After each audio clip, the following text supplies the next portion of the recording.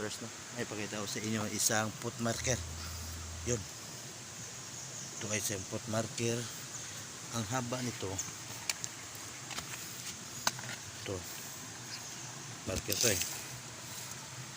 Ang haba nito is 9 inches.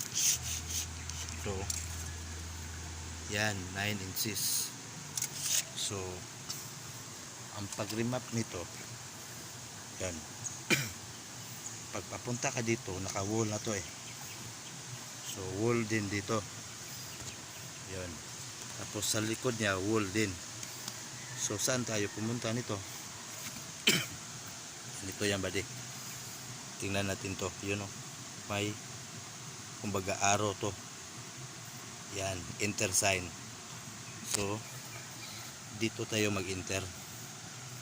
So, sukatin natin to kung anong tatamaan sa 9 feet. Okay. Punta tayo ng to, giveaways to eh. Yan. Northwest.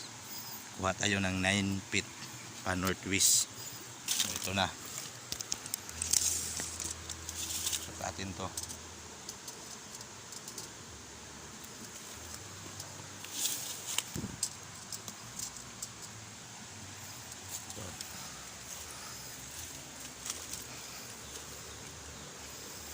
So,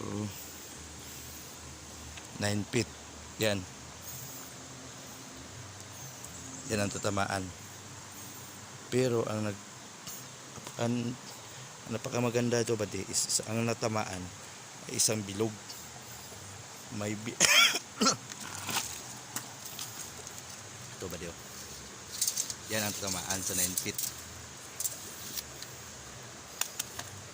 Yan. Naka-imbos. Yan o. Yan. Pag tingnan natin to sa 45 degree. Yan. Yan. Tingnan natin to sa 225.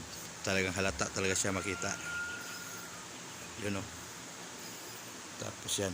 Tapos may dot pa dito sa baba. So kung pasahan natin to, naka-code 1 to. Yan. So south ang target. 1. Item in south. Ito ang south. Sa foot marker doon, 9 feet papunta dito. Naka northwest to. So ang paa doon, naka southeast. Ito ang tamaan.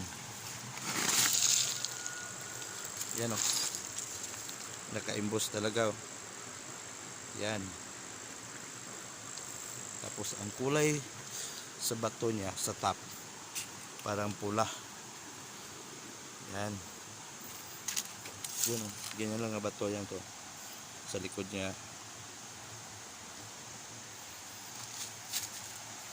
Yan ang likod niya.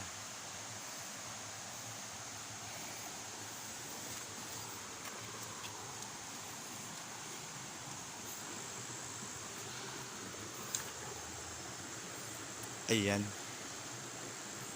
Yan na siya.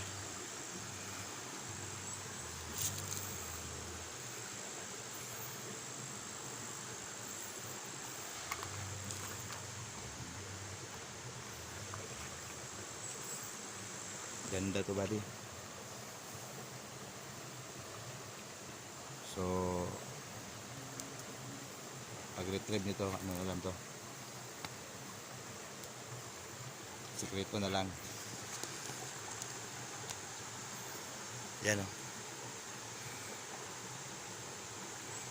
Tapos may dot.